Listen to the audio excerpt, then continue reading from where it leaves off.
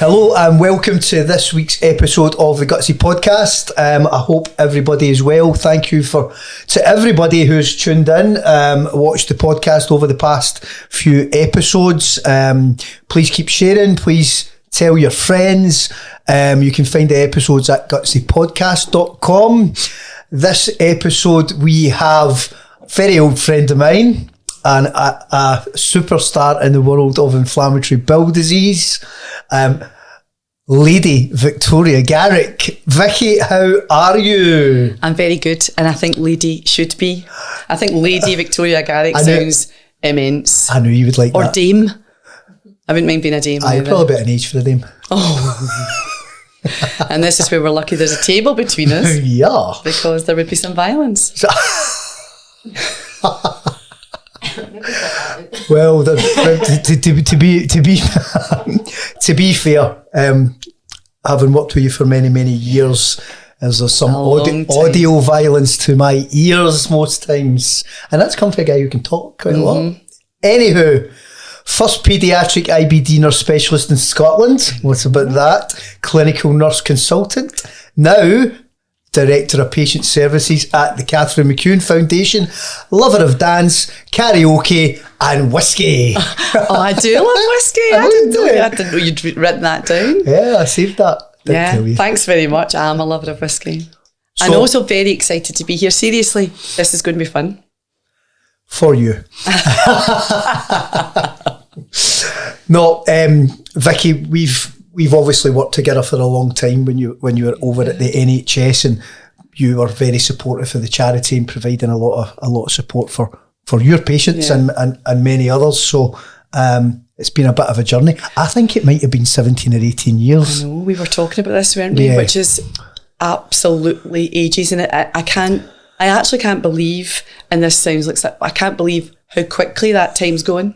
Like, I remember meeting you for the first time when we were going to do our family day, and we were, going up to Aberfoyle or something. We went to do a site visit and all this. Just like, and now I can't believe how much we've grown, really. Probably. I mean the foundation, and I mean the relationship. Yeah, you look back and it has went. I mean, 18 years is obviously a long time. Mm-hmm. It's there or thereabouts, but what's happened over that time, but it's just a flash, isn't it? Because I remember the first time I'm sure that we met, I don't think you had been in post that long. Mm-hmm. It was Dr. Richard Russell then now Professor, and we met at York Hill.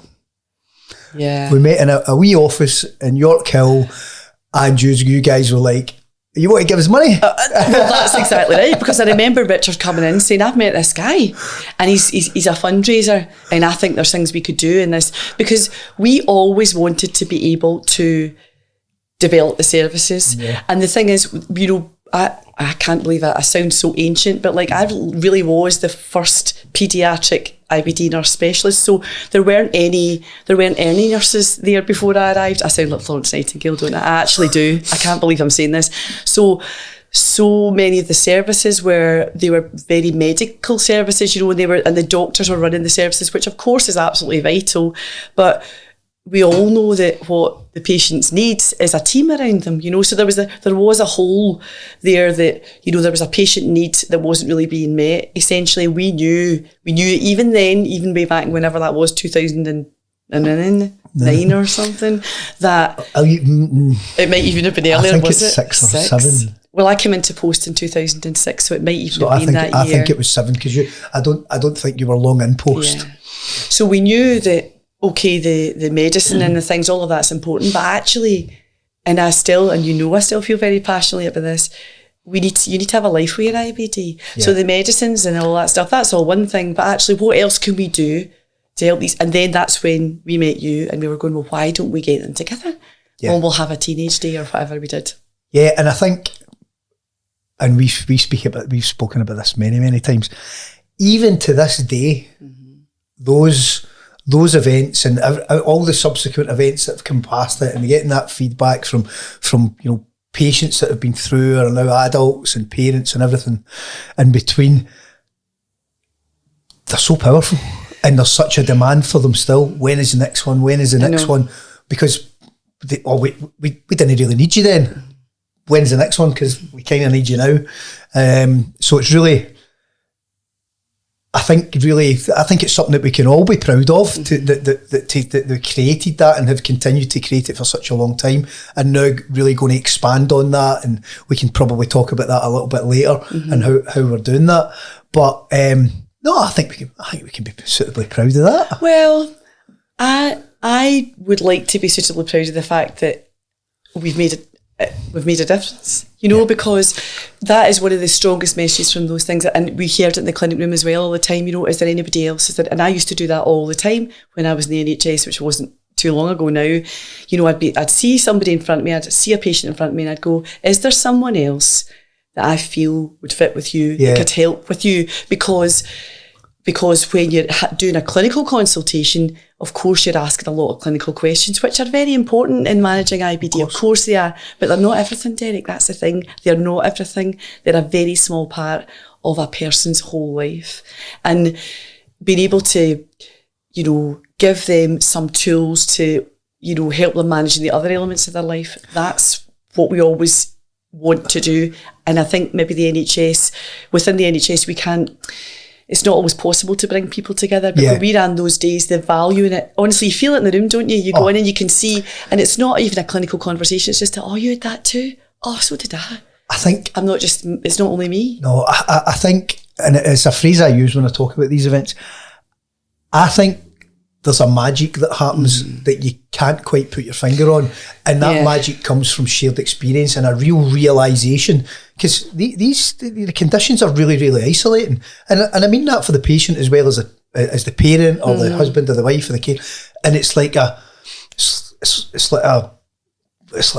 moment that they go, oh my God, it's not just me, that person said, I can totally relate to that, and then when they start speaking, and one of the great joys, if you will, I remember it the first time it ever happened, and it's happened quite a few times over the years, was that when we started to get a little rhythm of these events, was that the kids were looking for each other.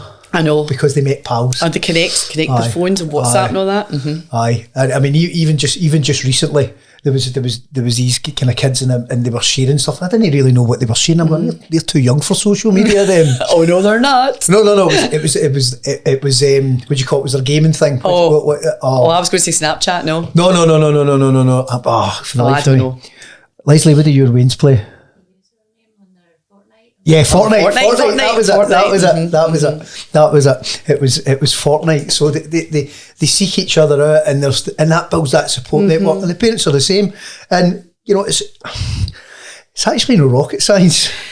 I know. And the thing that brings me joy about that is it's not clinically focused either. Because honestly, so many times you see young people. So obviously, I worked with children and young people. Of course. So they are still wee people evolving into adults, wee people evolving into big people, right? And often so often when you throw in a diagnosis of IBD, there is a real risk that IBD will then become their identity rather than the awesome wee person that's actually in there. And I say this all the time. I've said it to you a million times. I'm going to say it now formally in the podcast, which was we were always about, there's your IBD, but that needs to be in the back seat. You need to be in the driver's seat, and you punt the Crohn's and the colitis and the IBD into the back seat because, and it's everything Artie was saying, isn't it? It's like you're trying to find yourself, you're trying to be yourself, and then you get this condition that is unpredictable. You're already unpredictable because you don't even know what you are yet, and then we throw that in, and like even when you say those words out loud, it sounds like such a challenging situation to deal with, and yet when you come into a clinical field, we ask you how often you're going for a poo in the day, and we ask you, it's as if it takes, but we forget that. Absolutely. But the thing that always gets me, and even now, I know that as a charity, the foundation's putting more and more in place to support people externally in that kind of non-clinical environment. For most people, not everybody, but most people, when they go into that clinical environment, maybe they're getting their getting tests or whatever the case is. Once they're out of that, that's them. I know. That's them. So how are they navigating life and everything that comes with that, and you know, and I mean that for the family as a whole, not just that person living with inflammatory bowel disease, because they all are. 100%, and we know that, don't, because Brandon said that to us before as well, and I know this from my clinical expertise, where you go in and when we do a lot of teaching, and I remember I was writing a book chapter is what I was doing on managing children and young people. Are you showing off that you're writing a book, Vikki? I've written it, actually. I didn't write the book, I did the chapter. The book's a whole different animal, right? But I remember talking about, because it's really difficult to try and explain to someone what it's like to give a diagnosis of IBD, and then to give a diagnosis of IBD to a young person, right? So if I did that with you, I would go, right, Derek, listen, we've done the test, we've done the things, this is what we think is going on with you, right? We think this is the story. Here's some medications we'd like you to start. Yeah. That's what that looks like. Off you pop, and we'll see you in a few months. Now, I realise I've grossly oversimplified that journey. I'm not meaning to take away from the complexities around that, right? But then imagine I'm saying that to you're in the room and you've got your 4-year-old son with you. And I'm saying all that to you, but it's actually the 4-year-old son who's got the IBD. Yeah. Now, can you feel the difference in that? Of course. Where you're saying, and the parents used to say, I wish it was me. I want to have this. And I would say, and actually Artie covered that. Artie was saying, actually this is my Crohn's. Don't you be telling me that this is my Crohn's, it's mine. And we used to spend a lot of time, because as a parent, you want to just make everything be good for your young person.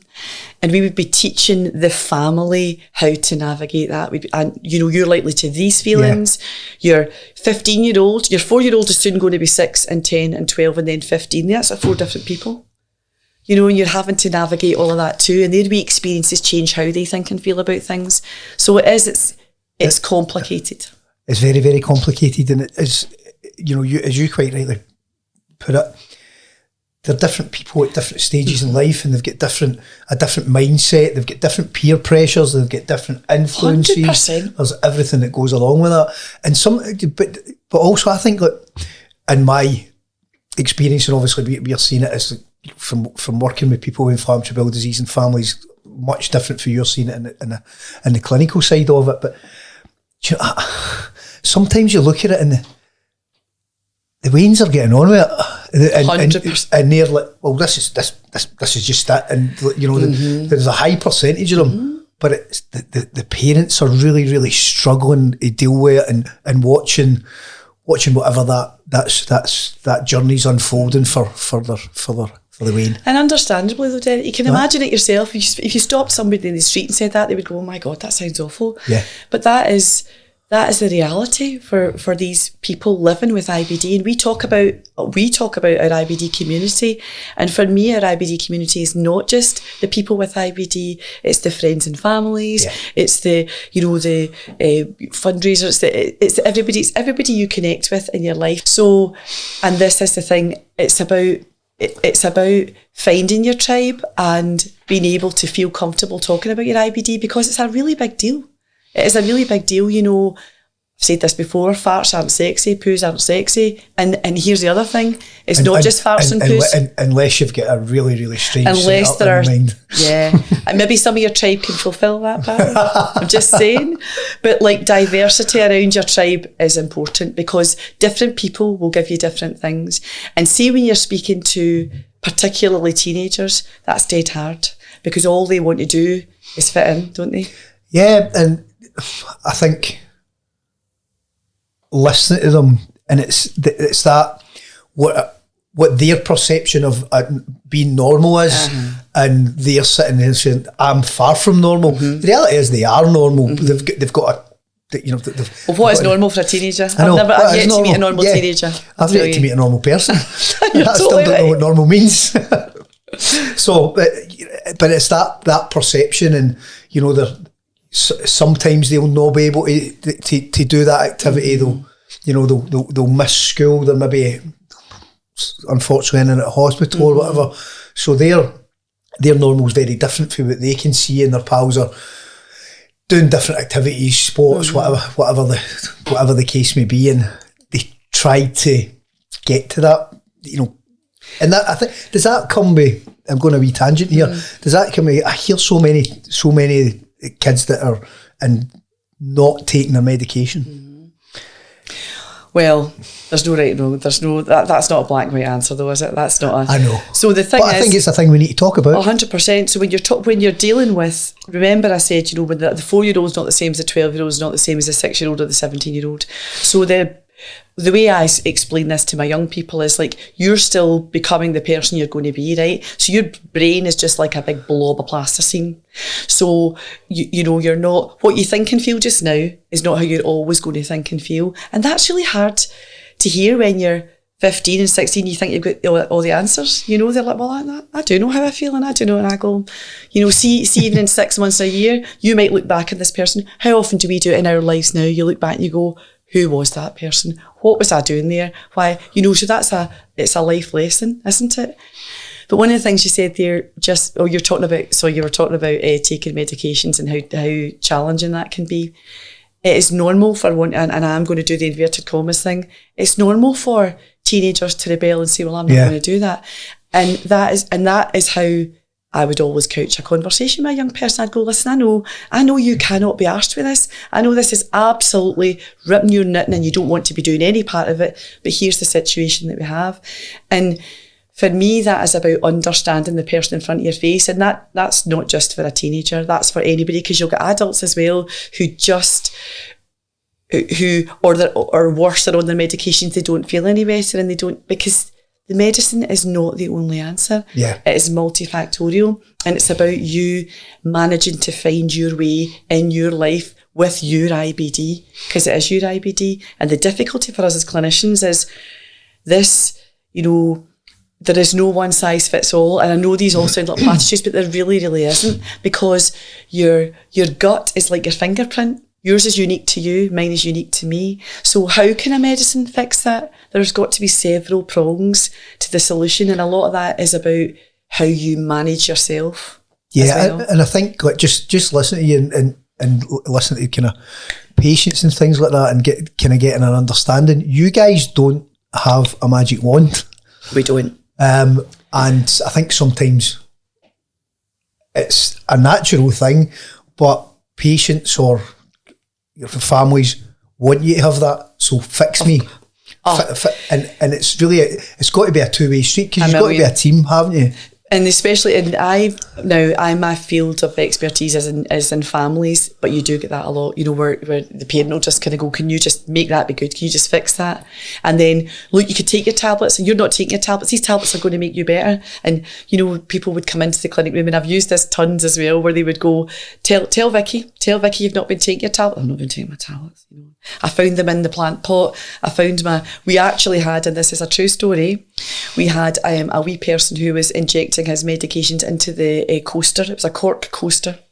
And I thought that was actually that's pretty creative. I thought maybe we could, well done, son. Please don't take that as advice for anybody. No, do that absolutely, absolutely don't do this. But but for me, that wasn't about that wee person not taking their medications, right? That was about, for me, that wee person not even understanding the importance of the medications, how they are, but not understanding themselves, and not understanding the potential outcomes, and not understanding that this is part of them. And that's a really hard thing to hear, Derek, because it's a part a lot of people understand. I don't want that. I don't want this to be part of me. Yeah, and you're going to push back on that, aren't you? And rightly so. It's human nature. It is human nature, but don't like that. Don't want for it. me, but there it is. So I don't like black hair. I want green hair, but you've got black hair, but I've got green hair. Now I understand I'm grossly oversimplifying that too. But there will always be parts of you that are very challenging to manage. And for a lot of it is about acceptance, because you grieve. And particularly with families, you see it all the time, because this family, we have had this conversation lots before, this family come in and they have their wee person, and then we say, listen, this wee person you thought was on this path, actually now we've thrown you a great big curveball. Yeah. How can we help support you managing all of that? And how can we help that wee person grow in that environment too? Because a lot of parents will take on the IBD. And then when we look at transition and moving into the adult services, you're trying to disconnect all of that and give the responsibility of the IBD to the young person. That's complicated and challenging, but doable. But currently not that great. I think we could do better with transition. We definitely could. It's resources, the NHS is strapped, Derek, we know this. And what we would like to deliver in terms of making sure our people with IBD are appropriately prepared for the leap. Now, for us, and we've done a wee bit of and that's the patient and the parents, isn't it? It is absolutely the patient and the parents. And because the parents aren't prepared for, and it really depends on the level of maturity of the individual as well. Some people just aren't equipped to go make that step and be in front of those clinicians themselves. They still need their parent there. Of course, you can't be 16 in paediatrics and have a clinic appointment and then be 16 and a half in adults and your mum and dad wait outside and then you're meant to just go in and sort all that out. Now, I have to say, and I will give a high five to our adult colleagues here, right? So we do formal transition across a few sites in Glasgow, and our adult colleagues are brand new. They really are.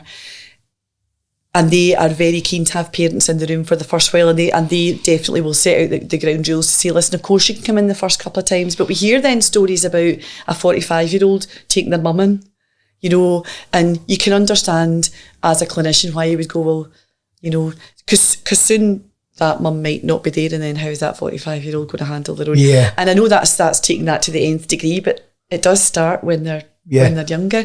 But you imagine being the parent, though. You imagine how that must feel as a parent, where you've gone in and you've been a huge part of that young person's journey, and then you feel like you can't be. That's horrible. And we said horrendous. We said loads. When you give a diagnosis of IBD to a young person, you give it to their entire family, because they're all kind of going, well, what does that mean now? Can we go on holidays? Yeah. What about going? Can he go backpacking around Australia? What can we do? What can we not do? Yeah, that must be horrible as a parent, to just think that all those doors have closed, and we spend a lot of time, particularly in nurse services, saying, okay, that door might be closed, but can we go around it? We don't need to go back the way, we can open another door. We want to show the ways how we can navigate, but that's learning how to navigate life with inflammatory bowel disease. And as it currently stands, as a charity, we're doing a bit of that, but I think we're just scratching the surface. Absolutely scratching the surface. But Rome wasn't built in a day, and we will definitely get there. But I think it's definitely life navigation out with, because as we all know, it's so much more than just the physical. Well, this is the thing. It's like, I've heard people say, I didn't get any gut symptoms, I just had this. But if you imagine, I do sound like I remember once speaking to an ophthalmologist who said to me, ophthalmology, if you speak to an ophthalmologist, and they're eye doctors, right? An ophthalmologist thinks that the body is a life support system for the eye. Right, so that's the perspective and things, and I suppose in gastroenterology we perhaps think the same, because what I'm about to say is what I would say to my patients and young people all the time was, if you imagine your gut is your petrol tank, right? If for whatever reason your petrol tank isn't working, you can't then function. You couldn't have come to this clinic today if you didn't come in the car or the bus, right? If the bus had a leaky petrol tank, it couldn't have moved, right? So, and by leaky, I don't just mean having the shits 10 times a day. I mean your gut function not being optimal, which means that what your gut should do is process your food and suck out all of the energy from your food to help you grow and develop, right? When you've got a gut that doesn't function well, that doesn't happen. So you might have the shits, but you may be absolutely exhausted. There are other, your skin can start to break down. You may or may not have abdominal pain. There are loads of other things that go on that people don't consider as a symptom of their, not even as a symptom of their IBD, but they don't connect it with IBD. What do you mean you're tired? We're all tired. No, I'm tired. I need to go to my bed. And that's the thing about finding your tribe and finding people who understand that for you, and people that have got your back when you're maybe not at your best. But that's hard to ask young people to do. Very much so. I mean, even adults to do, actually. I'm saying young people, but I think you can, even when you're we're in an event setting, depending on the age group is how much interaction you're going to get, and you're putting a lot on them, and it's absolutely cannot be underestimated. But what can we do better? Oh, if I had a magic wand. If you had a magic wand. If I had a magic wand, I would... Well, it's difficult, right? Right, okay, I'm probably skipping ahead here because we normally do this at the end of the podcast. Right, okay. Right. If you had a magic wand, yeah, and you could make 3 things better, what would your 3 things be? I know I'm putting you on the spot there. You kind of are putting me on the spot because I actually haven't thought about all 3, but I've definitely got one, and maybe the second one will come while we're doing it, right? Well, maybe one's enough. Maybe it's that big. So for me, you can't say cure. No. Even though that'd be lovely. A cure would be lovely, right? And I think, and I will say this, so I've been in IBD for how many years? Did we say 18 years, right? Whatever it was. And when I first started, still looking glamorous. When I first started, we had 2 or 3 medications, particularly in young people, and that was what you had. And you would exhaust these things. So we have many more, options now, right? And we're closer to a cure than we ever were. And I've never worked in a specialty where I've seen such rapid change. So there's been a huge move towards us getting a much deeper understanding of how IBD actually works, and therefore what you aim your cure at, right? Because there are several fingers in the pie. Which finger am I trying to cure, right? So it wouldn't be a cure. What my thing would be time. I would really, really have liked more time to speak with my patients and manage my families in a way where I could say, right, okay, so when you're in a clinic and when you're in the NHS, when you're in a clinical environment, your clinician-patient relationship is not the same as, when you're out speaking to your pals or whatever, because we try to manage things as holistically as we can, right? But at the end of the day, when you're a clinician, the only thing you've got as a solution is a medication, right? And for so many people, that's a problem. And that is completely fine, or not even a problem, that's not the right language, something that they find difficult to accept or difficult to live with, right? I would like to have more time to delve into, right, okay, what else can we do then? What's important to you? What matters to you? What's your agenda in this consultation, right? And I used to start like that. I would come in and go, hiya, how you doing? I know what I want to say to you. What do you want to say to me? Let's get a pen. Let's write that down so we make sure that we've covered all these boxes when we get out. But the time pressure. So you'd be doing that with the best will in the world, to be trying to encourage the person then to be a partner in the relationship. Yeah. Because I don't think we're very good at that in the NHS. I think it is a bit, we've got 15 minutes here with the best will in the world, really. And you've got a lot of other people out there also needing to be seen. And you touched on this earlier on. I think there are some people who come into the room and go, right, okay, so you're going to sort this, whereas I can't sort this without you, because I need to know what matters to you so that we can then signpost you, and those conversations take time. That would be my very first one. Longer consultation time, I suppose. More resource. It's a bit of a difficult one. That's with an NHS hat on. No, but these things are really relevant to the patient and the family as well. I know you've got an NHS hat on when you said that, but more time for that understanding, and I think that time would also help. It helps them be able to manage their journey. It is. And it's not a case of I'm relying on you for that magic wand. Mm-hmm. And if they can start that to be good at self-management and understand the signs and listen to their body and understand react. how they feel, and know, and understand that there might be days where, and this is one of the most challenging things, Derek, honestly, and I've always wished I had maybe that's another magic wand I wish I had, something that would help manage the unpredictability, because there is nothing worse, even as an adult, if you going, right, somebody's getting married, right, I'll go to that wedding, and we'll get the frock, and we'll get a hat, and we'll get all that, and then you wake up on the day of the wedding and you just feel like shit. You go, wait a minute, were this weddings today? How do you deal with that? That's, and I don't know the answer to that, because how I would deal with that is different from how you would deal with it. So that's if we were able to deliver on a more holistic approach to management, which we talk a lot now about social prescribing, which I absolutely love the ethos of, which is about, the medicines fill a very important part of the jigsaw. We always talked about IBD being a jigsaw. But you're not just made up of one piece either. You're made up of several pieces too. So what about, are you all right? look at the whites of my eyes. Are you doing okay? How are things with you? You know, like, what can we give you in terms of psychological support, or in terms of, it's not, coping's not, like a toolbox for life, so to speak, right? Now, we're never going to get all the answers for that, but I think if you're delivering any element of healthcare, you've got to have a look at the person in front of you and not just the condition. And honestly, people listen to this and go, oh, but it's so easy to say those words and so hard to deliver. Yeah. Because of the external pressures that are on you. Sadly. And unfortunately, it's not going to improve in I don't think so, the near future, is it?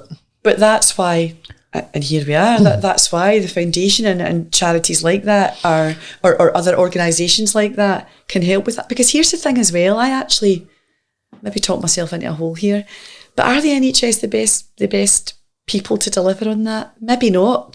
Because if you think of the person with IBD, when they come into the clinical setting, it is exactly that. It's a clinical setting, and everybody puts on their clinical jacket and I become the patient, then you've got the clinician, you become this. Whereas if we say, why don't I meet you? And I used to do this with young people all the time. When we worked in York Hill, the art galleries is across the road. Yeah.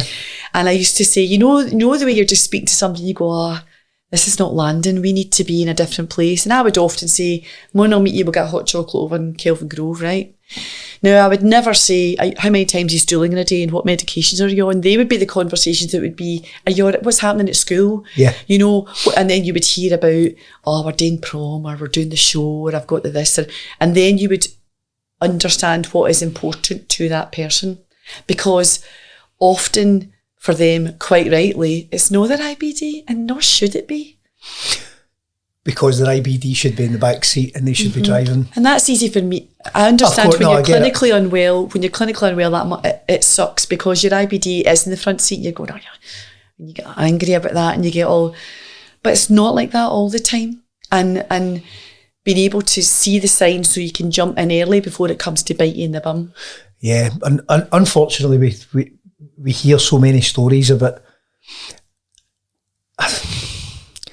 I'm probably generalising here a little bit, but I hear it all the time with patients, and they're not listening to their body. No, they're hoping, and I really, really feel for them because I can get it. Mm-hmm. I get it. Mm-hmm. They're not listening to it, mm-hmm. And by the time they're maybe a few weeks in or however long, and it's getting more, they've got themselves in a bit of a bad situation. Mm-hmm. I mean, surely the advice on that is get in early. Yeah, I suppose, but it's easy to say listen to your body, but if you're not in tune with your body and you don't, then it's difficult to do that. And this might be me sounding very naive.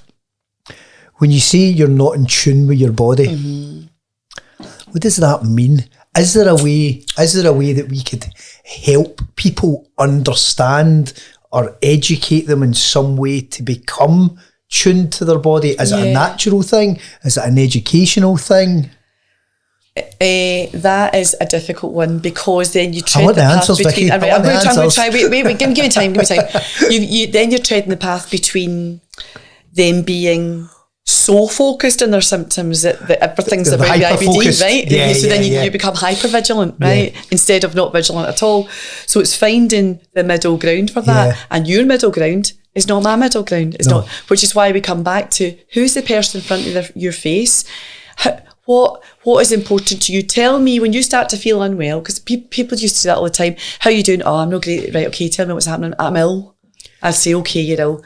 Can you tell me a bit more about that? What does that mean? Yeah. Oh, I'm just really ill. Right, okay. So, and then I would probably start to, are you a bit tired? Have you got a sore tummy? Have you got, oh no, I've got an abscess in my ear. Right, okay. So it's about, and that's what's important. What does ill actually mean? Yeah, and I think to a certain extent this comes back to your time factor in many ways, because we already know that everybody's different in many ways, shapes and forms. But if you've got that time to spend with that individual, then you can understand more about them, more about their triggers are, more right. what ill looks like, and exactly. what ill looks like if it's connected with their inflammatory bowel disease, and then help them to understand that, to hopefully be able to self-manage it better. Mm-hmm. So a thing I will say a lot is, tell me more about that. Tell me a bit more about that. What does that mean? Because here's the thing, when you're in a clinician, you're in that room and all you're thinking is, are they okay? Are they in a flare? When you're dealing with children and young people, one of our key quality indicators is growth and pubertal development things. Yeah. So are they growing? Are they putting on weight? So you're looking for all these really objective markers, right? You're trying to get that out of a person. That's what's important to you in that meeting, but they might just be going, well, or they might be absolutely fine and going, well, I don't even want to be here. You're 20 minutes late. I'm paying for parking, and I'm going out. I'm meeting my pal tonight, and now I'm going to, so the agendas are completely different in the room. A sneeze. Excuse me.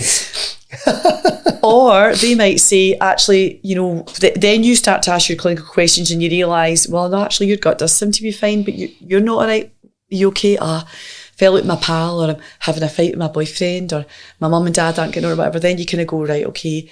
So that's not related to their IBD, right? But it's them. There's a person in front of you, and it's life. So then you would go, right, what else do I have in my toolbox that I can help you with? Would a bit of psychological support help here?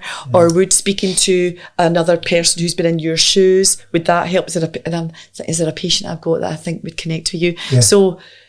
So I can't remember the question you asked me there, but this is the diversity of... Pay attention. I know, I'm sorry. What did you say actually? What was the question? Oh, you've rabbled that much. I know, I can't mind either. I can't remember what you said either. No, we were talking about...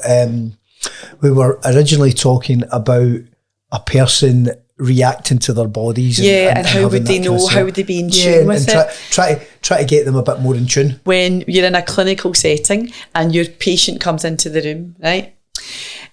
There's this kind of patient-clinician relationship, and it's like, I am the clinician. I am the, and this is not always the perspective of the clinician. It's sometimes the perspective of the patient too, which is, you're the expert, you can sort all of this out, right?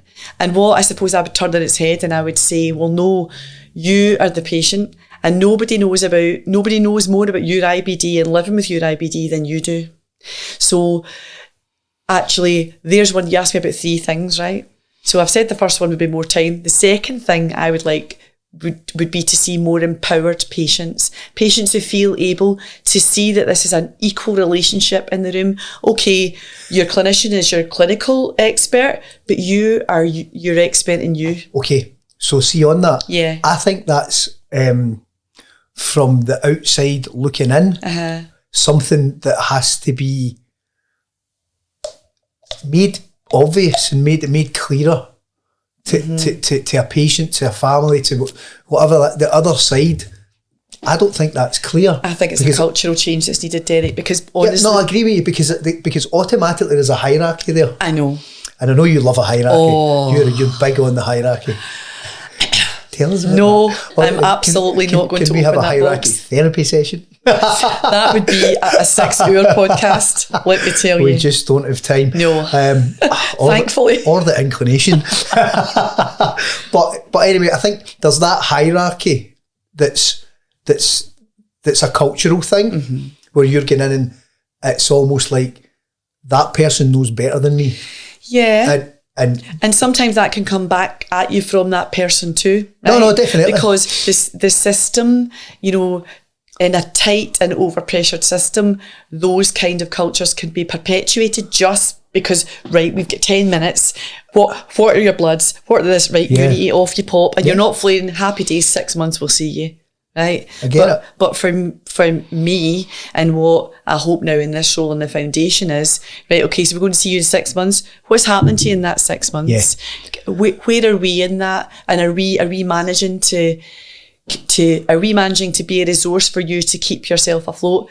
Here's a thing that happened recently, right? In this job, in my new role, in the Director of Patient Services for the Catherine McEwan Foundation, punch in the air, we had a person phone our phone line, and we picked up the call, and I had a conversation with this person.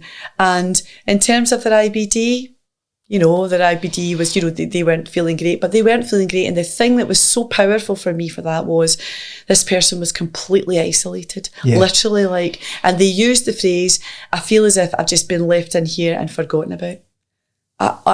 And honestly, that kind of stuff breaks my heart. It really does, because I think, come on, there's a person there, and that's not anyone's fault, but where is the system around that person to help support them? Now, maybe, them having IBD certainly did not help, and the really low self-esteem, and it was such a challenging conversation to have. But these are really big knock-ons, that most definitely. So if we don't get it right now, you've got a person 10, 15 years down the line who's not had the supports, whatever they are. Is that finding your tribe? Is it finding other psychological support? Is it finding exercise? Finding your thing that brings you joy in your life and being able to do that with IBD. These people then they don't become the best versions of themselves, and that sucks. Definitely, and that's absolutely what we're trying to do. Again, scratching the surface as we currently sit, but if we can get, I think it's options, isn't it? If someone is aware of they've got options. and they'll know that person where they feel left in a room or left in a shelf and forgotten about, because that is 1,000,000% the last thing that anybody wants within this, regardless of IBD or otherwise. You know what life where you feel like that, that's not right. You want to be there. I'm kind of thrown by that person, because I hate to think that somebody's but I suppose the way that I contextualise stuff like that, because it is difficult, right? And working in the health for so long, you can't fix everything. You can't fix everything, right? And there's a observe it, don't absorb it, right? And that is absolutely fantastic. Is that the little meme you showed me earlier? It's so good, isn't it? Is that your phrase for the week? Because you're not doing the person in front of your face any favours if you are just, give all that to me and I'll carry it. Oh, that's not good at all. No. What for me, a win is saying, okay, let's put all that out on the table. Here's the metaphors coming, right? But let's put all that out on the table, right? And what can we help? We'll give you 5 points for every cliche you use. So we should. We've got a swear jar on, which I've not done one swear yet. I hope I might have done. It's a 5 or a swear. All right, okay. I'm going to attempt to do none, which will be a miracle. But if we can get all that stuff on the table, and then you look at it, because that's you essentially. What bits are dead important to you? Right, okay, these bits, right? How can we help you with those bits then? And it wouldn't be the first time I've said to a patient, listen, I don't know, but away you go. I'm going to find out, and I'll phone you in a week, and we'll do it, because the clinicians do not have all the answers. Believe me, no matter who you see and no matter which clinician may tell you they've got all the answers, no, they don't, because they don't know you better than you. Nobody knows you better than you. Yeah. So, and sometimes people will be so far down their journey like that person. So say that the person we had on the phone there came into the room, right? And I would hear a lot of young people, actually a lot of people saying this too, I'm going to wait until, I wish I could go back till, see when I'm feeling better again. And I would say, right, okay, so tell me what. But I see exactly what you said there. That is pretty much, almost to the word, how the scholarship programme came about. Because when I went to take the foundation full time, I went and spoke to loads of people. And a lot of those people were young people that had been through family days and stuff like that. And that's how we basically got to know quite a lot of people. And they said, I could have done better at school. I could have done that. And I'm like, well, why can you not do better at school? Because you've not got the support. So let's create support for you. And I think if we can, I don't know if this is the right turn of phrase, almost like an early intervention, almost like, right, well, here's where you are, but we're going to give you options that's going to make you fulfill as much of your potential as possible.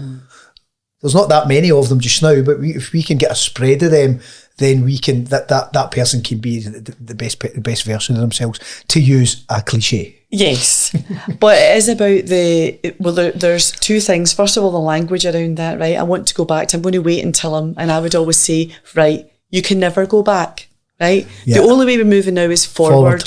So what does your forward look like? What does your forward look like, right? So if you're always facing, here comes another platitude. If you're always facing backwards, you'll never see what your future looks like. And the amount of people would say, "Oh, I've never thought about that before," because you're trying to teach someone this may be your new normal, right? And it might be pretty shit just now, but it's not always going to be. You'd shit times in the past too. You go over them. You can do this again, And the other thing is, again, it's not all about the medicines. We know about the link between physical health and mental health. You're not just your gut. You're your gut and you're the whole person around about that. Absolutely. And there's a very clear evidence base around the links between physical and mental health.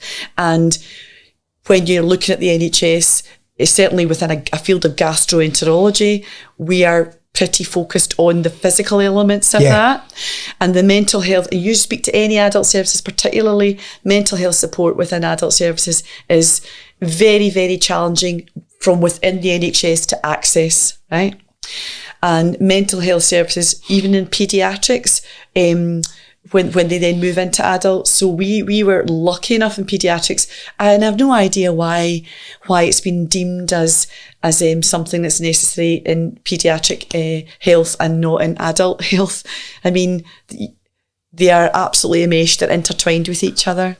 And I think now we're starting to see maybe we need to put more of a focus on mental health, because again, if you have got someone who is empowered and understands what they can do to help themselves, then they essentially, at the end of the day, that person has a better life, and that is all we care about as a clinician. It's all I've ever cared about, is how can we make you be the best version of you. And the drugs, well, the drugs do work. I don't want to say the drugs don't work. The drugs is only one part, the medications are only one part. So I just wanted to burst it. I was going to sing that too, but I didn't. I thought a bit. It's really not like you. So the mental health stuff, and that's why the foundation, and you've got your mental health support with the foundation, which is fantastic. But again, we're looking to develop that, aren't we? We need to broaden that out, because it might not all be about one-to-one mental health. You know, can you sit in a group? Can we get a buddy system? Imagine you had somebody you could phone. Imagine you just phone, you went, listen, I'm feeling shitty today. I'm just going to phone. Hiya. And that's not, you don't need a qualification to be able to do that. You can just have somebody at the end of the phone going, I had days like that too. And because I think it comes into that shared experience, and your friends and your family can be a brilliant support network and part of that tribe that we always talk about, but they don't get it. They don't really get it, and it has to be somebody that's got that shared experience.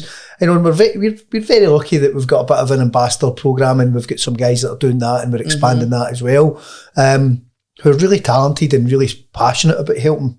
And I think it's so important. But they're passionate. They're passionate because they've got lived experience as well, which is honestly gold. And I've said this a million times before, and I will say it probably thousands of times in this podcast, is I even after all these years, I never ever cease to be grossly moved by somebody's story. Remember, we presented at the British Society of Gastroenterology recently about transition as the foundation, which was great. And what I found really interesting in this role, in that space, was I was able to say, I don't have an NHS hat on, and I wondered about the.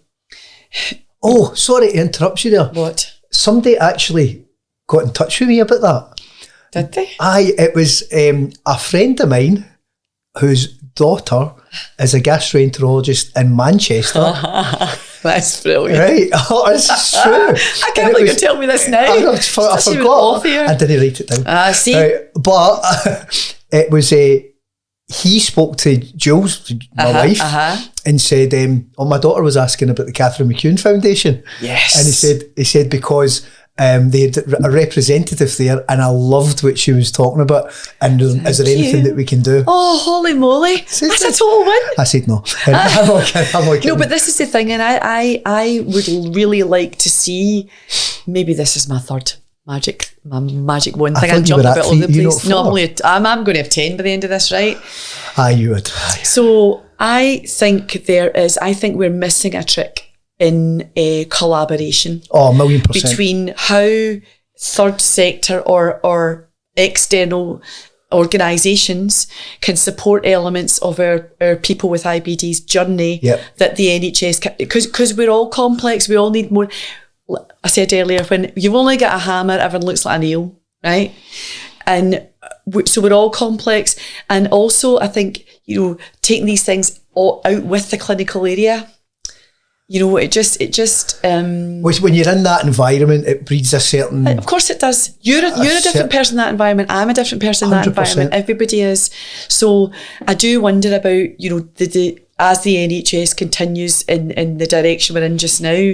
Do we need to shake that culture down and kind of change the purely biomedical model, which is very medically orientated, and I mean medically orientated with drugs and things like that, and develop, as a clinician, if I'd said, right, listen, I can't help you with that, but here's someone who can, signposting, you know, and I know there is a move towards all of that, but it's slow and it's not, and I wonder if charities like us, should we be more proactive in knocking on the door and saying, listen, here's a service we can provide. We know there's a need for it. We know because of this.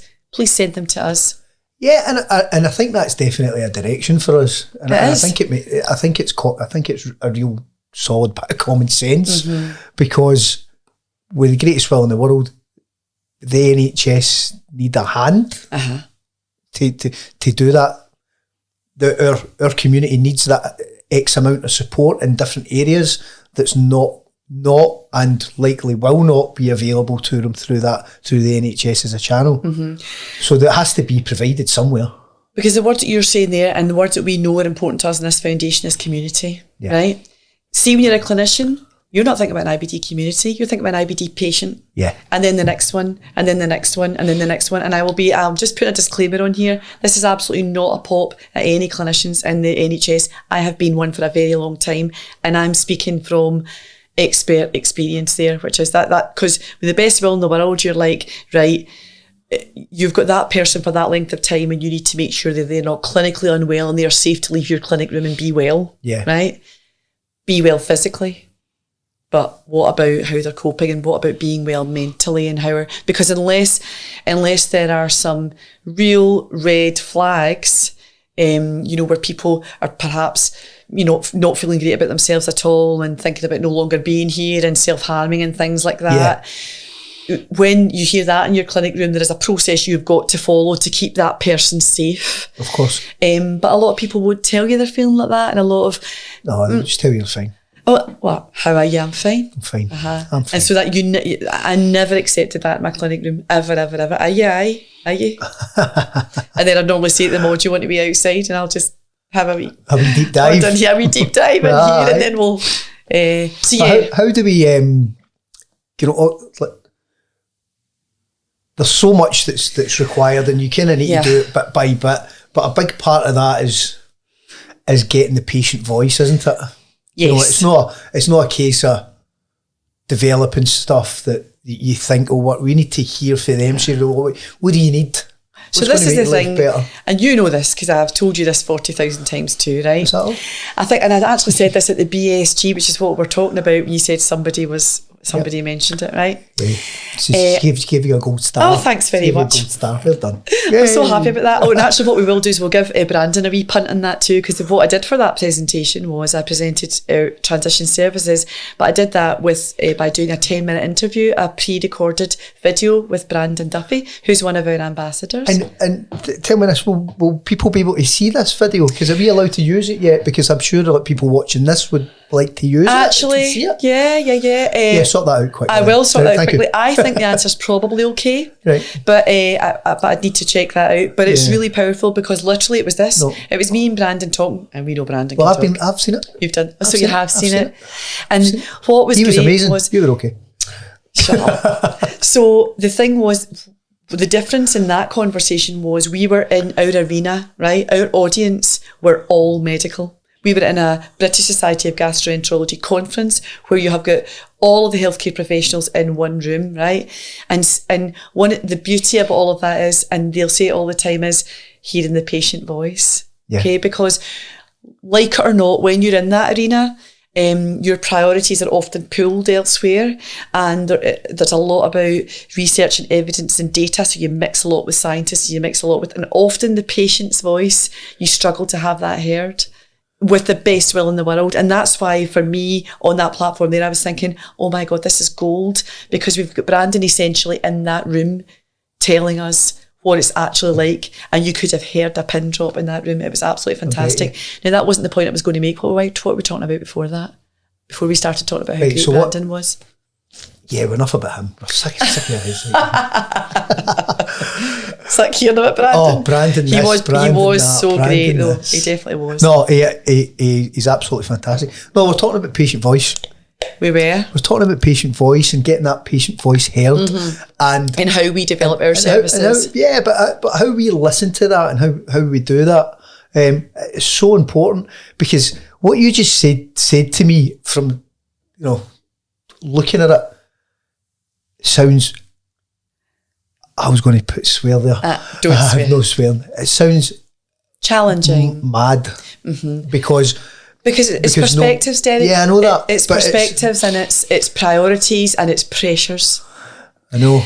And so that's why for us, one of the things that I think we do clinically is we design these services, and then we shoehorn our patients into these services, right?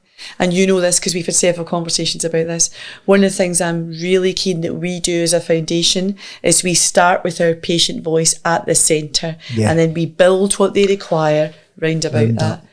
Yeah, I think that's always been the ethos of the foundation, to the patient at the centre, and that family unit. It's and community. Yeah, absolutely. And that's where you get the strength. So for me, I would be wanting us to create opportunities to get people together to say, tell us what it is you think. Where should we be focusing our energies to help you live your life with IBD? And that makes it sound overly simplistic, but that's it, I think. No, I would agree with you. And don't get me. There's some people who answer that and have a very definitive answer. There'll be others that maybe need a little bit of guidance or options. Well, what have you thought about this? Or some people say, I don't know, I'm just done in. And that's all okay too. That's fine. But even the power of having them in the room with somebody else that might go, I can't be arsed out. I'm done in too, right? All right. We've done it together, high five. Well, no, there's somebody else in my shoes. Absolutely. There's somebody else trying to navigate this that understands.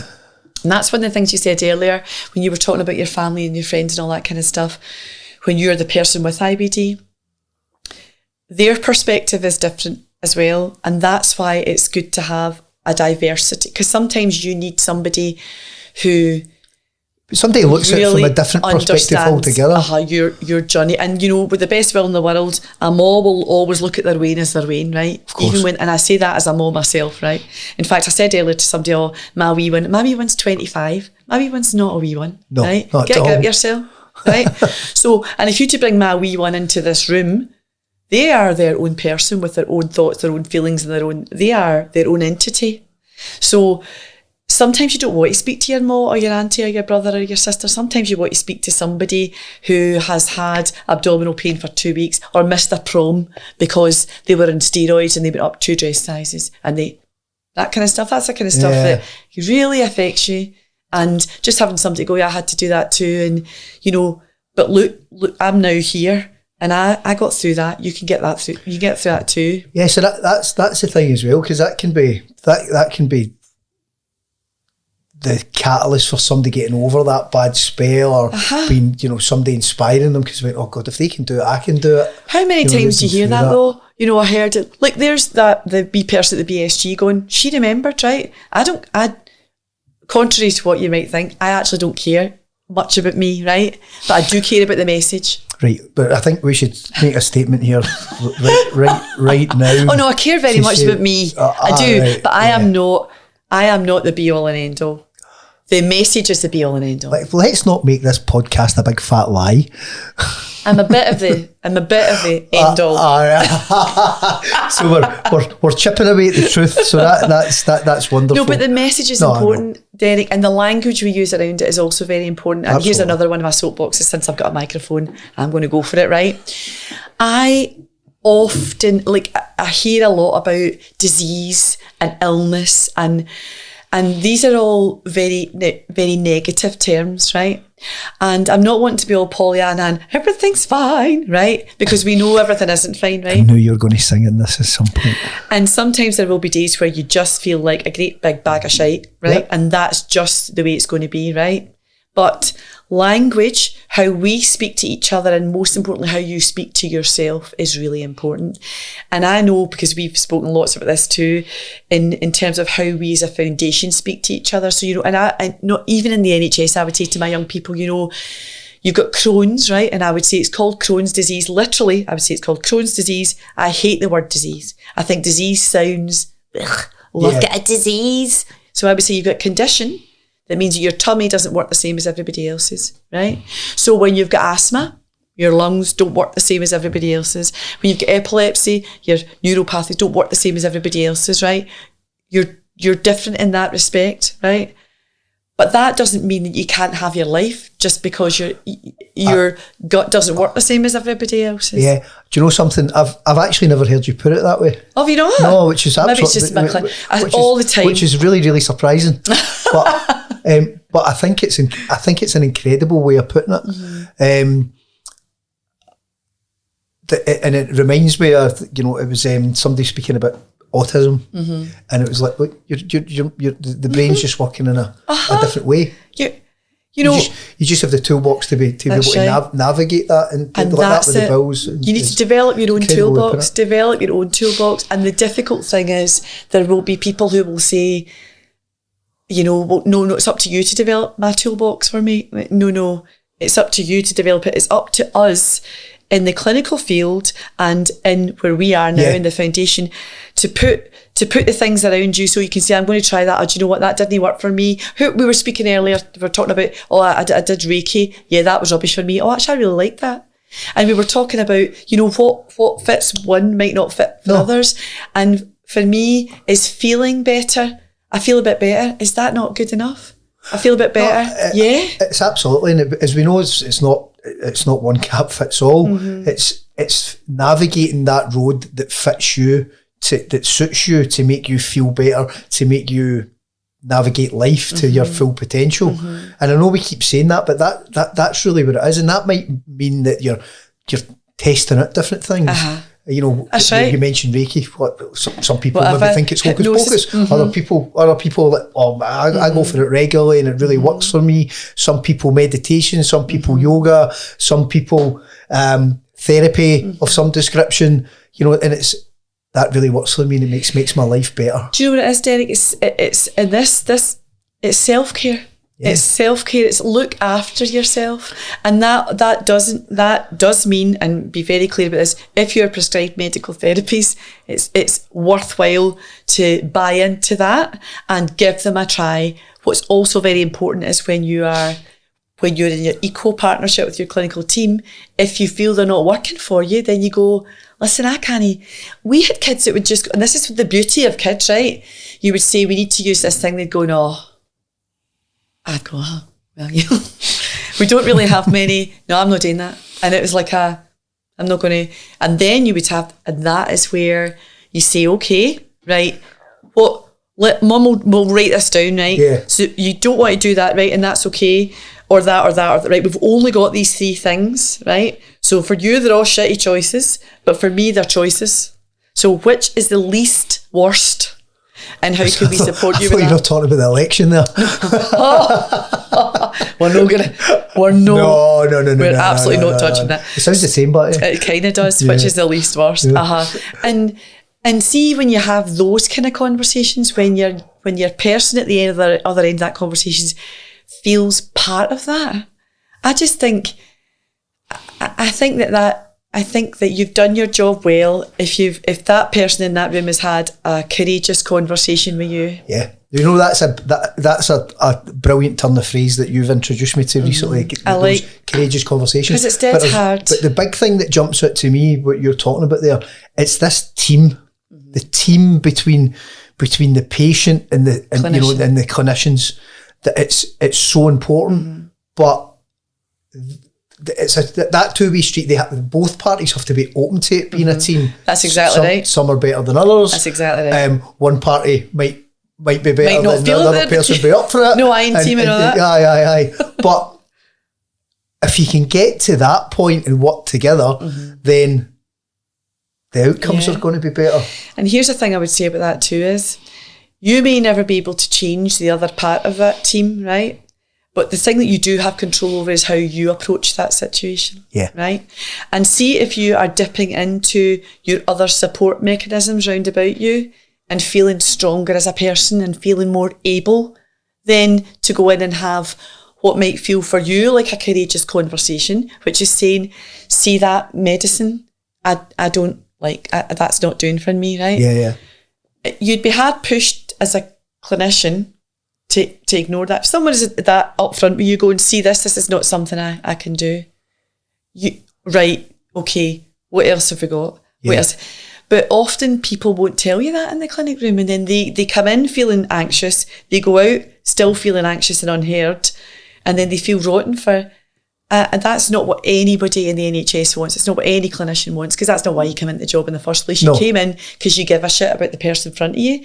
You study really hard for all those years because you care about the difference you can make to that person. And I genuinely believe all clinicians start like that anyway. Certainly start with, I'm doing this because I care about what difference I can make to somebody. And my skill set to that might be entirely academic, entirely clinical, entirely research, or entirely scientific, or whatever.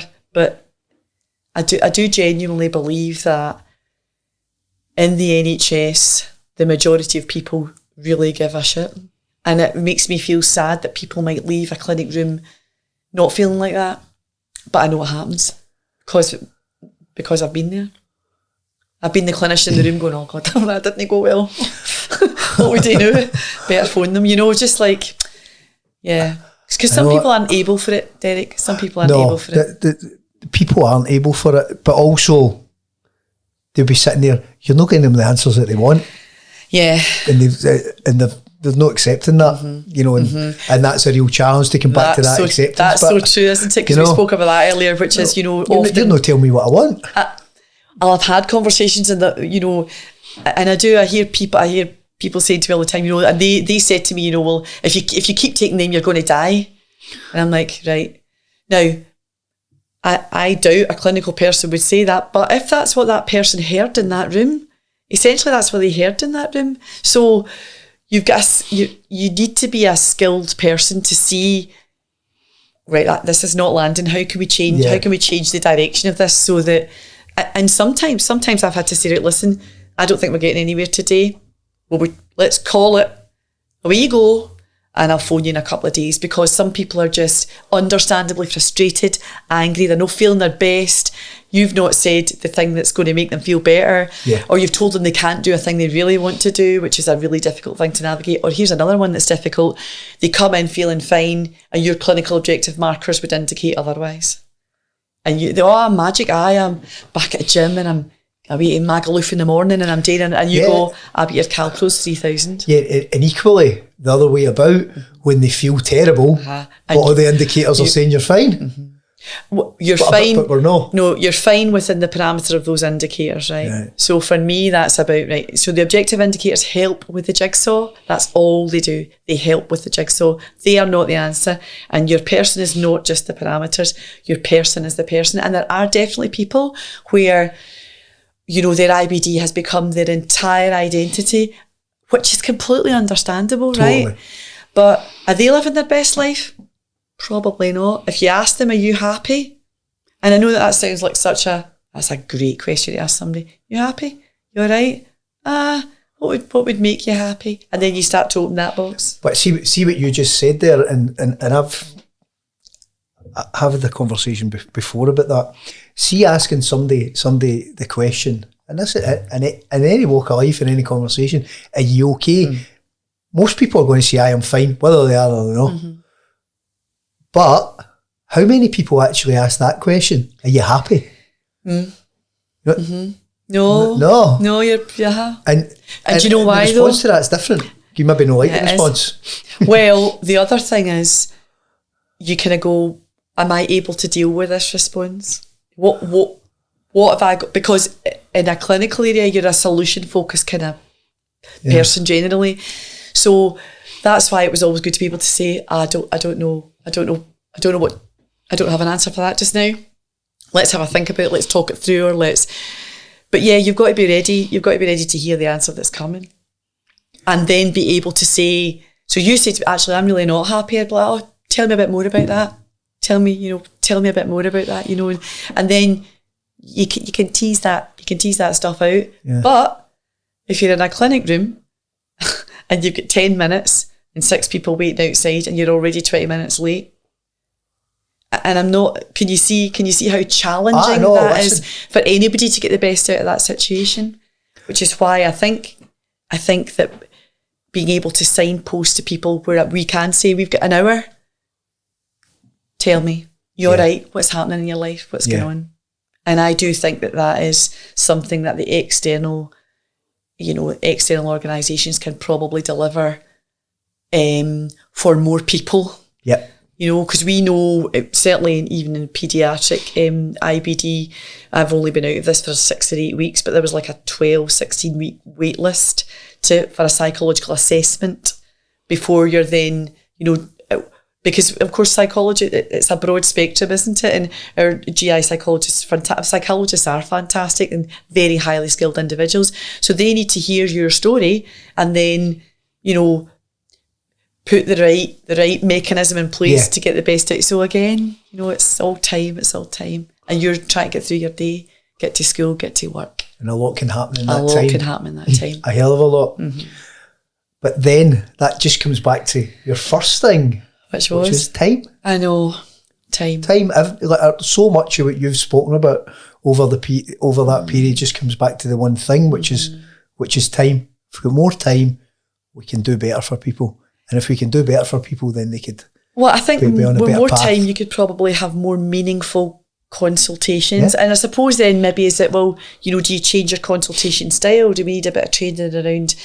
But, nothing that deals with something as complex as IBD, which is the physical mental health situation, is going to take 10 minutes.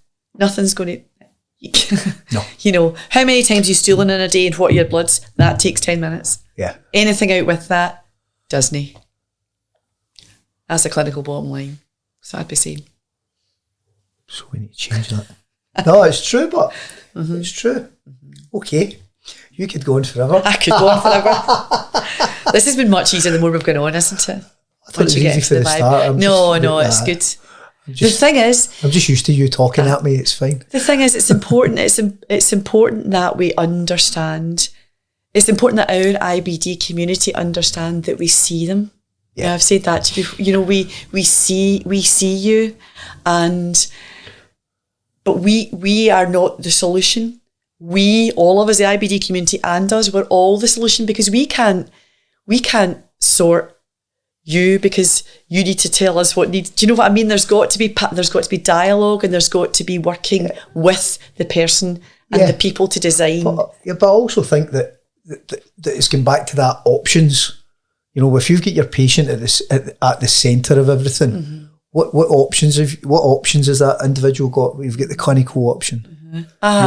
So they go. So you're at the hospital and you're getting your the team around you there. Your team around you there. All right. So I've got my education suffering. I know we can go to Catherine McEwan Foundation because they've got a scholarship program. I really need more in-depth information, things like that. I'll definitely go to Crohn's Colitis UK for that. So it's all about options and signposting and things like that. And if our patient at the centre of this, and I can't stress enough, they need to be at the centre and have that, getting back to their voice heard and everything that goes along with that. I've got options. Then with these options, then they can navigate that path. They can be all they can be, and that's the thing. That's the thing that you'd want for anybody, IBD or otherwise. Yeah, no, definitely. But the other thing with that is, and that person has to want to navigate that. Now that to some people watching that might sound harsh, or it might sound as if, well, why would they not want to navigate it? Some people don't. Or some people are just not quite not in a place to do it. Maybe not equipped is a great way to put it, or maybe not in the place for it too, because I think if you just sit anyone down in front of you and say, would you like to be everything you could be in your life? They're not going, no, I'm happy where I am, thanks very much. I don't want to. Do you know what I mean? Yeah. So I suppose I don't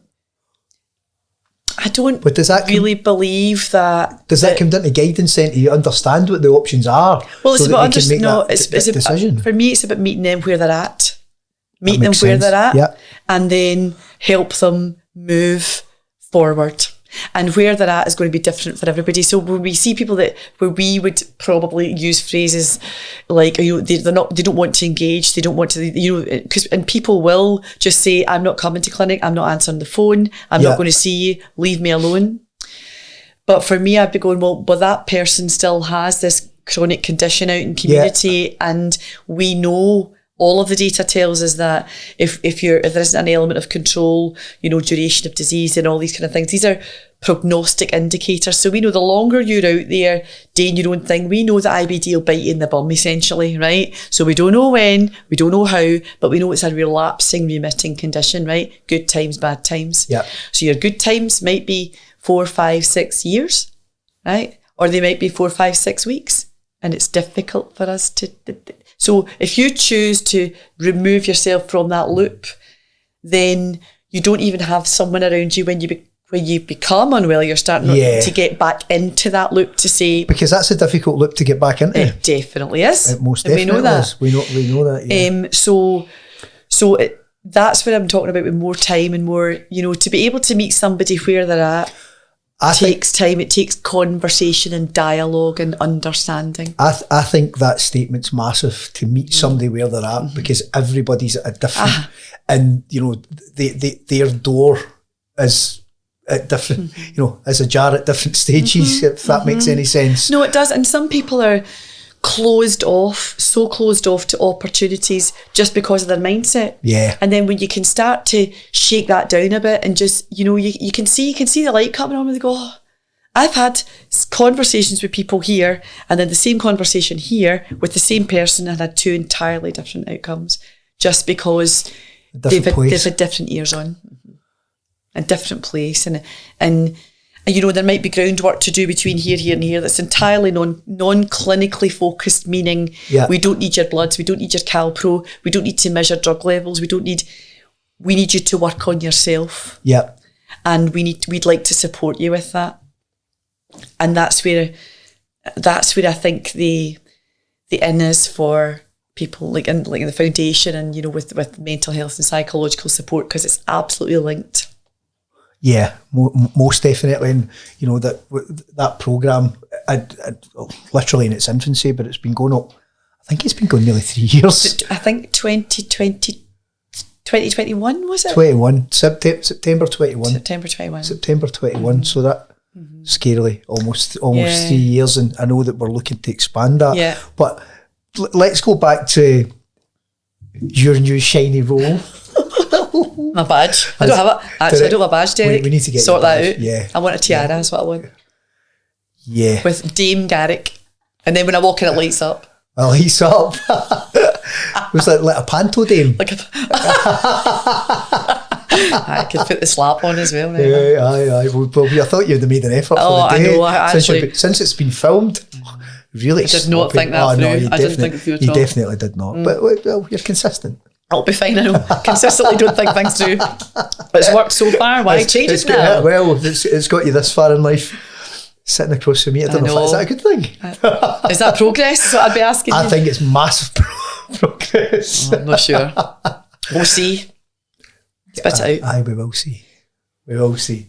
No, future plans as in your position of director of patient services. I've actually put director of fundraising here in my notes. I've made an arse. You have made an arse of that. I nearly said that. But sometimes I think you're that as well, because you're trying to take over. I know, I do. Well, I like to understand the entirety of the situation, as you know. Yeah. Because as Director of Patient Services, it's important that you understand all elements of the organisation. Yeah. Derek McEwan. Yeah. I believe I've said that to you before. as well. More than once. I want to do it all, as you know. Yeah. Short term, I'd like to clearly identify and connect with and speak to our IBD community. Yeah. I'd like to be able to connect with them in a way that is not through a web page or not through I'd like to see the whites of their eyes and kind of tell me what matters to you, right? And I know that may sound arsey, but that really is. Well, listen, here's the bottom line. It's not really happening. So, it's progress. So short term, I would like people in the room. So I would like some focus groups for us to decide as a foundation, right? Where are the holes and where are we best directing our energies towards so that we can, like the old 80-20 rule, right? So that we can do the best for the most of our IBD community. Yep. Short term, right? So that's our short term measure, which will give us a long term aim. Absolutely. Because we'll be able to, right, okay, so then when we get the outcomes from that, now I am predicting based on our knowledge and our knowledge of our community to date and having been in the NHS for so long, people are going to want to be able to connect with each other, right? So I think from that will come, we've got Facebook groups already, we've got support groups, we've got a parent support group on Facebook and we've got a patient support group on Facebook, but you and I both know there's growth in that, and are the people in there feeling connected to somebody? Because this is the thing, Derek, it's about connection. That. Yeah, I think you get that. You get a level of connection online, and I think particularly our parent support group is really connected and are really supportive, really supportive, which is fantastic. But you know what? It's online, and you're never going to get that real connection unless it's in person. And when that's developed and we see that and there's a system for that, I think our community is really going to benefit. Yeah, because then what happens, just the fallout from that naturally, which we'll not even need to work at, is that people will come together, the community will come together, we'll have our ears on, we'll hear them, and then we grow our foundation together with the community, absolutely enmeshed in that. And it's not about, this is a great idea, Mum will try it, Mum will try this, Mum will try this. And one of the things, so that a medium term thing for me would be, I haven't asked that yet. I know, I'm coming to that. I'm jumping ahead. All right, you fine. It's not like me. Is how do we know this is good? How do we know this is what? So we want to be doing something, evaluating. Yeah. Is this still what you want? Because our community will change. There will be times where we'll have more young people than old people, and then older people and younger. And we need to be developing around our community. I would like for us to be like a living, breathing foundation. Yeah. And you and me and our fundraiser, Leslie Ann, are not going to be that foundation. Our community are going to be that foundation. Absolutely. And I think building that structure and that evaluation and everything that is moving forward is so important. And it's all the things that through resource we've not been able to do. Mm-hmm. But now we can do that, because something that you've heard me at 1,000,001 events is when we're in front of that patients and that community, it's saying, tell us what you want. Tell us what you want. Let's have those conversations. But sometimes they don't know because nobody's ever asked them. I know. And that's the thing. So, and we have to give them the vehicle to answer back, and we can do absolutely. Long term. World domination. No. What would I want long term?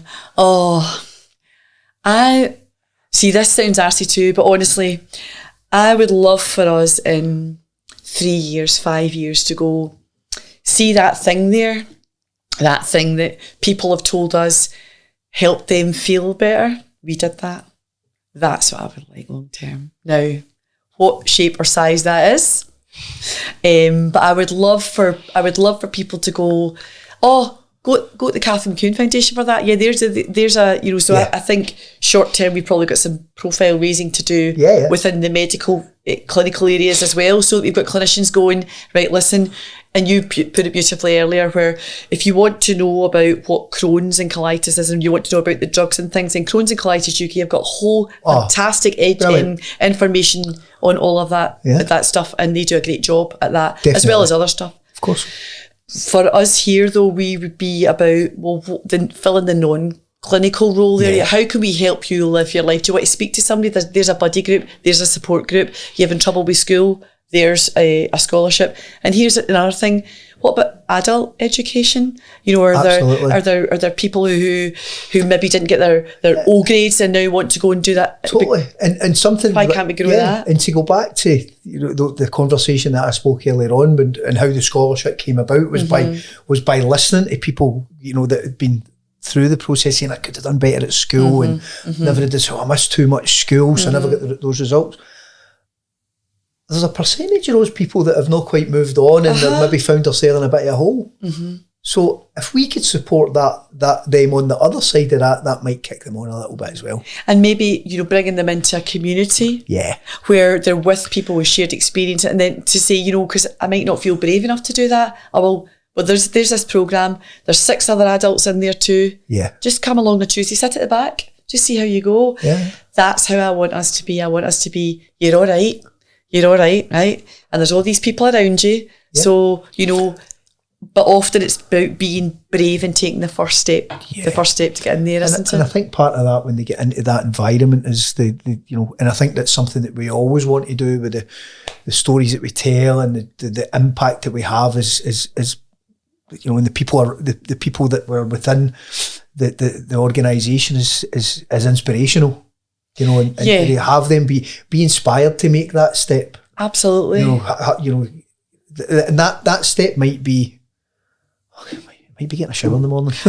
You're absolutely right. You know, it might be something like that. The next it might be getting into a group. That's right. It might be at some point going for a qualification that they thought was lost to them. Stuff like that. That's exactly it. And I think one thing that we here's long term as well is I would love to tell the story. Always tell the story. I'd love, just like, you know, there are loads of models and things you can use to just keep the story alive and the reality of a person with IBD's journey, or not even a person with IBD's journey, our IBD community's journey. Yeah. Just keep the story going. Always tell the story. There you go. That's what I want to do. Okay. Quick fire. Oh God. We always do the quick fire. Right. Oh, the 3 things, I've forgotten them. What were they? You weren't supposed to know. All right. Okay. Right. So okay. It's supposed to be off the cuff. Okay. Which clearly it isn't now. No, it isn't. We've given away the secret. I don't know if I'm going to have all the answers to these. I'm not going to look at them. Well, but the first time you thought you'd never had the answer. I'll find one. Aye, just make it up. Top 3 tips for living with inflammatory bowel disease. Short answers, please. Okay.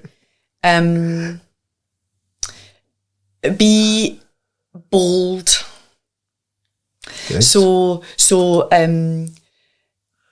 it's easy to say, but you know, it is about being brave and being bold. You know, like say the thing you're a wee bit scared of, and if you're so there's the first thing, right? Be brave, right?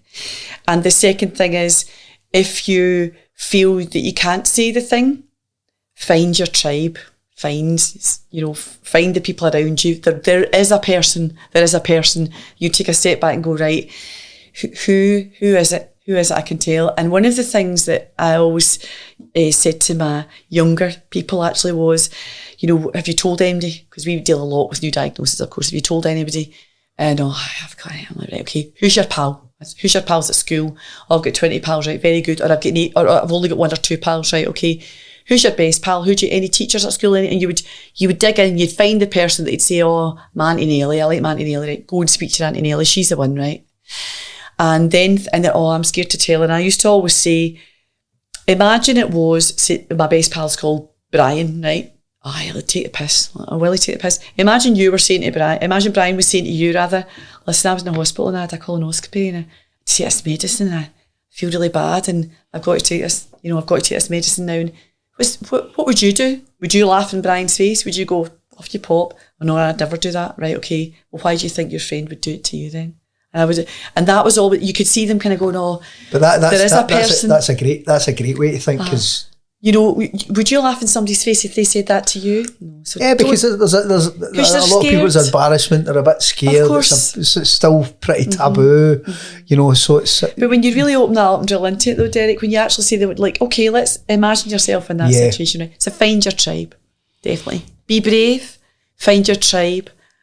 I'm going to have to say it. I'm going to have to say is, take your medicines. I'm going to have to say it because it's so entrenched in me, right? See the data that we have before we give you a medicine. There's lots of it there, and we are suggesting that because we genuinely think that this. Now it might not do everything for you that you want it to do, right? But see, in terms of having an impact on the an inflammatory driver in your gut, it's likely to help with that, and then you're likely to feel a bit better. Physical health related to mental health, and then do you know what I mean? Yeah. So it might not be everything, but it's absolutely something. So there's your three. I would suggest take your medications. Or can I get a caveat to that? Or if you're not happy with it, have a conversation. Yes. I just jumped in. Have a conversation, but I suppose that goes back to being brave, doesn't it? Have a conversation. But it comes back to your turn of phrase that I really like, is that courageous conversation. You know, it might be alien to you, it might be difficult, but I tell you what, if you're having it, it's going to make you feel better. Can I add one more top tip to my 3 top tips, which is so you're going to have 4? Oh, you're creating your own rules anyway. See to have the courageous conversation, write it down. See, I used to love when a patient would come into me and I'd go, right, and they would go, right, well, actually, no, I didn't, because I'd go, I've only got 10 minutes. No, I wouldn't. But, you know, I would say, bring your book. That was true. But there is an element in that. But then you have a bit of banter in the room. You go, right, listen, Rome wasn't built in a day. I can only get to number 2 of the day. Well, I can only get to number 2 of the day, but I've got a team around me. So, for example, can I book you into an IBD nurse clinic? Or is there, you know, because that's the kind of things we did in nurse clinics all the time. You know, you're not always dealing with the flares. You're clearly doing a clinical review, but you're doing see the other 10 things that day that you didn't get. How do I get my benefits? How do I get DLA? What about travel insurance when I'm going how am I going to organise my Stellara when I'm away on holiday they're the kind of practical things so write it down, because sometimes you go into a clinical room, you go bam, you come out, you go, I meant to ask that, and I didn't. Write it down. Write down your questions. Nobody's going to think any less you open a book and you go, right, can I just check that? Then write down the answers, because you'll forget. Or take somebody into the room with you. You don't need to go in yourself. Bring one of your pals. Yep. Sound advice indeed. There you go. Sound advice. I'm full of that. So that's for 3 tips for a parent, since you come from your paediatric background. God. I think that's important. It is really important, because Derek. it's like, you know, because you see these parents, and you know, it's as we spoke about earlier on, the kids are in the make. They're not out the park. They're not out the part, and the parents are, you know, there's a lot of them not in a great place because they're living it through their vein. So, at the risk of punting the foundation, but I feel I must. Of course, we've got the parent support group, right? It's probably the same. Be brave and find your tribe. Yeah. Find somebody else. Yeah. Speak to somebody. Absolutely. See, if you speak to your IBD team, particularly IBD nurse team, go with the nurses. They are the linchpin of the IBD clinical teams. Don't edit that out. Please. They will be able to put you in touch with other people who are in your shoes. Yeah. And it's not even what drugs is your weighing on? They were up on it. Being a parent is dead hard. It's really hard being and I know because I'm a mum myself, that itself is hard enough. Never mind a curveball of any description, be that, like I say, diabetes, epilepsy, mental health issues, IBD. You know, you're like, you just want everything to be good for your wee person. Yeah. But that isn't possible. It's not possible in any sphere. So you find a place to put your shit so that your young person isn't having to deal with that. Yeah. And that is a difficult thing to do. And for me, a real way to help with that is to speak to another parent or speak to someone else who's in the same situation that you are. And again, you see it at our events, don't you? All the time. And don't they end up cuddling, greeting? Oh my God, you see it's so powerful. Very. When they talk about, that was the same for me too. Just knowing somebody. okay, so the situation hasn't changed. You're still a bit anxious and your wee one's still feeling like this, but you might feel a bit better because you know, well, oh my God, they got through it too. They got through it. And can I speak to you about it? Of course you can. So, yeah, find your tribe, speak to other parents. And I suppose it would be, now this might sound incredibly patronising, but my experience tells me that it doesn't always happen, is find how to communicate with your young person about this, right? Because in terms of, I'm going to sound really wanky now, right? But in terms of transactional analysis, right? So when you're looking at how a conversation goes, right? The parent-child thing can go on for a very long time, right? But your child is not always going to be 7 or 10, or they're soon going to be, and let me tell you, when puberty hits, you better batten down the hatches, right? Because they're trying to find themselves. And if you take your medicine, if you take it many times, you go, don't flush the toilet, I want to see the toilet. Off you pop. You show me your poo. I don't see my poo. And I'm in the toilet. I might not be doing the poo. I'll show you yours if you show me mine. You know you're not getting in the toilet after me, and stop knocking on the door and stop. And I've had many conversations like that with my parents where I've had to be very, very frank and say, Goni, just back up, and just, because maybe they need to fall on their ass for them to get up and learn how to deal with that by themselves, because you're not the answer to that. Yeah. Them learning how to do that themselves is the answer to that. Okay. I don't know if that's clear. No, it's so easy to say, but I know, but that, I think that's just being a parent as well. And but if you've got your network around you though, Derek, you can go, oh my God, he's driving me mental, he's not, and they will go, oh, mine too, but listen, don't worry, you know, like, I'm 2 years down the line for you, and you know, and it will be better. It will be all right. It is a roller coaster. Because teenagers are brutal. Honestly, I love them. I absolutely love them. You know I do. I love working with particularly young people. Young adults are just great because they're just like, no. And you go, and then you see them just start to morph into these. We see it a lot at the top ball. You know, where I've had young people walk up to me and I go, who are you? And then they say, I'm this person. I go, I remember you. They go, I remember. You used to shout to me in the clinic room. Yes, I did. I think the best example is that is when we brought Brandon Duffy to the top ball. Oh my God. And obviously you were Brandon's IBD nurse. And he was a bit of a handful. He was a belter, was our Brandon. I'm telling you, many sweary words in my clinic room with that boy. Okay, so right, anyway, I cut him off. Enough about Brandon Duffy, I know, he's everywhere. Brandon, he is everywhere. He'll love that we're talking about him, actually. Right, edit that. Aye, we can cut him out. We can cut him out. 3 things that annoy you. Oh, 3? Only 3? I don't like to pick 3. Okay, first one, language. Illness. Oh, he's really poorly. Oh, disease, all that. Narrative around chronic conditions needs to change, and we don't need, and I understand that there will be times where you want to get people kind of fired up, but see things like, and we've done this before, is, you know, Crohn's warriors and all that. I don't like that. I don't like that. IBD is rubbish, right? It is rubbish. There's no doubt about it. It's really hard to live with. But that is what we've got, right? So for me, I'd like to turn that narrative around. We see that and we know that is shit, right? But if all we do is look at how rubbish that is, you're not going to blossom under that. You're not going to have a good life under that. So until we turn that around and go, we see it, we acknowledge it, but we're not going to focus on how horrendous that is all the time. What are we able to put around you to help you not be in that big black hole all the time? Because that's not all about sitting in the toilet for 5 hours a day, right? Because not everybody sits in the toilet for 5 hours. Plenty of people with IBD are able to live a full life. Plenty of them are, because they've got their toolbox in place, which is medications, people to speak to, swimming, sewing, dancing, singing, join a choir, all of the things that help them, that bring them joy and feed their soul. So a narrative around it, and I think we need to move the clinical narrative as well. It's all very clinically driven. That would be the first thing. The other thing that really pisses me off is hierarchy in the clinic room. And I'm going to try and not really rant about this, right? There's a first time for everything. But you know, and we've said this in the podcast, but that is like, you are the most important person in that that room. You are, you make no mistake about that. That clinician isn't, right?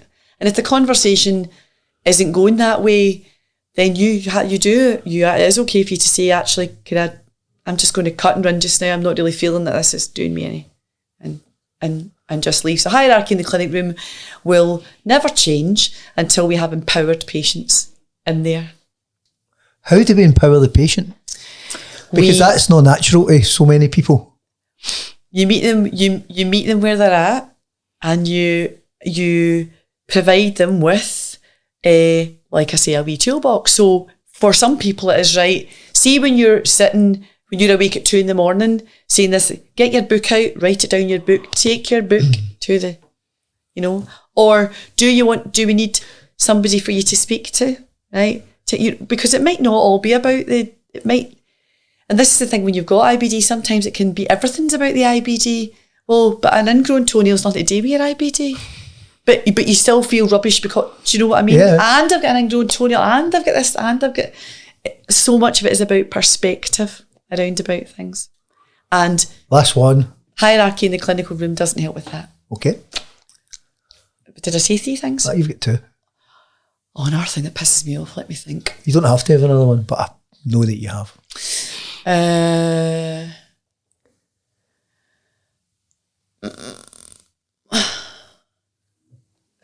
Finding a way to help the person in front of you see that they've already got it in them.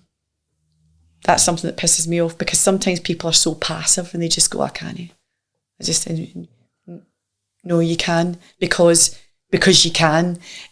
Maybe you've just not connected with the right thing that's going to bring that out of you, but it's in there. Yeah. So passivity, what's the word? I think you were right first name. Passive, Yeah. That's that kind of, it frustrates me. It frustrates me because I know that it's in there, and maybe I get frustrated with that because I'm not being the person that's been able to bring it out. Do you know? But there is, but it's there. I don't know. The chip can change. Last but not least, right. And you kind of covered it some way. You're the kind of director of patient services. I nearly said fundraising. I know you did, and just sloppy. I know. Sloppy. Because you're all about the fundraising. Hopes for the future. Well, without the fundraising, I know. What can we do? Hopes for the future. Hope for the future. Okay. Here is, and I've said this earlier, but it really does fit here, so that I don't go on for ages. I hope that we can keep telling the story. The end. The end. Mm-hmm. Amazing. I really do.